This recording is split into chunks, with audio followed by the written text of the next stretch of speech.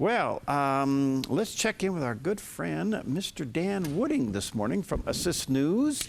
And let me encourage you to check out assistnews.net. And if you are a viewer or listener to the Dove Morning Show, you can go to assistnews.net and he will sign you up free, and you'll receive all kinds of emails throughout the day giving you updates of the persecuted church around the world. But Steve just mentioned a few moments ago, Dan, that the Pope over the weekend has now moved Mother Teresa and gave her the sainthood category. You had the opportunity of interviewing her, didn't you? Yes, it was quite an amazing situation, Perry. I was working on a small local paper in West London, and I get a phone call out of the blue from a gentleman in Tulsa, Oklahoma. And he said, Mr. Wooding, I hear that you do overseas reporting. Could you get some time off from your newspaper and fly to India? We want you to look at our work in India, but we want you particularly to go to Calcutta and interview Mother Teresa. Now, I didn't know too much about Mother Teresa in those days, but there'd been a BBC documentary called Something Beautiful for God that was made by a man called Malcolm Muggeridge, who at one time was pretty anti-Christian, but through making this documentary on Mother Teresa, he became a believer and became an outspoken believer, and was actually jokingly called Saint Mug in the British press. So I agreed to this, and I was a little nervous when I arrived at the Missionaries of Charity home there in Calcutta. And I was taken into a little room, and Mother Teresa came in. She was quite tiny. She was 4'11". She was under 100 pounds. And we shook hands, sat down, and before I could say anything, she was expressing her pity for the poverty-stricken West. She said the spiritual poverty of the Western world is much greater than the physical poverty of our people. And then she said, you in the West have millions of people who suffer much terrible loneliness and emptiness. They feel unloved and unwanted. These people are not hungry in the physical sense, but they are in another way. They know they need something more than money. They don't know what it is. What they're missing, she added, is a living relationship with God. And so here she was, being a little bit like Billy Graham, and I explained to her that I was a believer before she did anything else. What a beautiful story. You know, I'll never forget the couple of times she came to the United States during the Clinton administration. And she stood up. Of course, like you said, she was only 4'11". And she looked Bill Clinton straight in the eye and she said, "Stop killing babies." Remember that?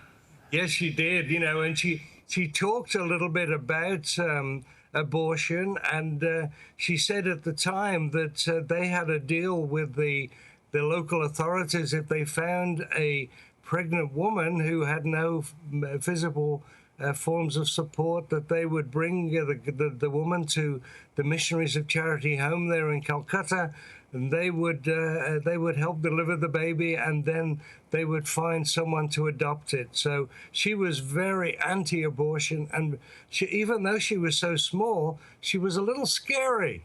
And you know, I was relieved to get out there with my life. Well, she's been canonized as a saint by the Pope over the weekend, and as the Pope said, well, it's going to be interesting to say Saint Teresa. That's going to be different, isn't it? Yeah, I called her the saint of the gutters. You know, I'm a great believer that we only pray to Jesus. We only pray to God through Jesus.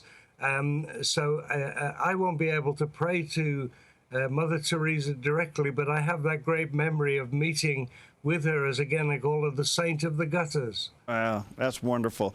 All right, let's go on. What's happening to these 4 Coptic teenagers in Egypt?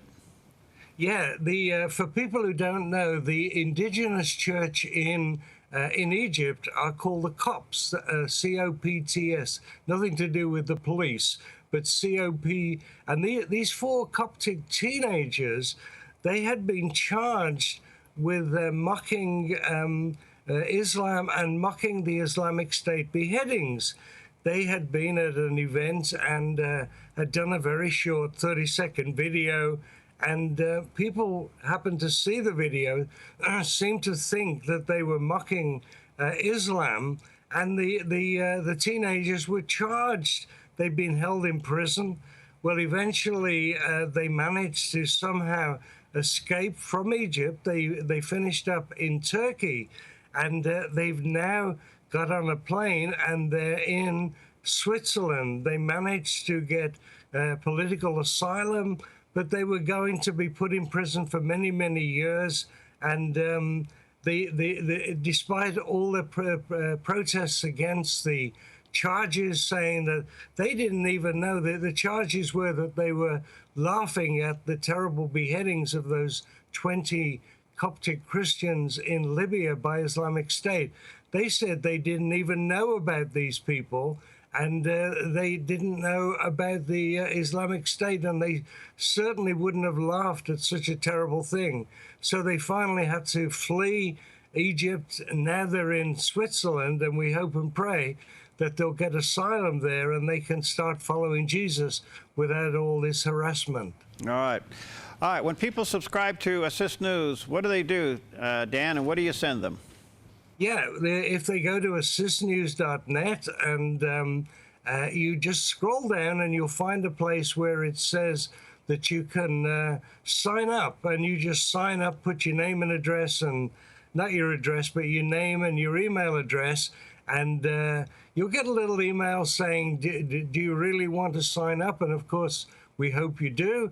Then you'll start, once you click on that, you'll start getting all these emails.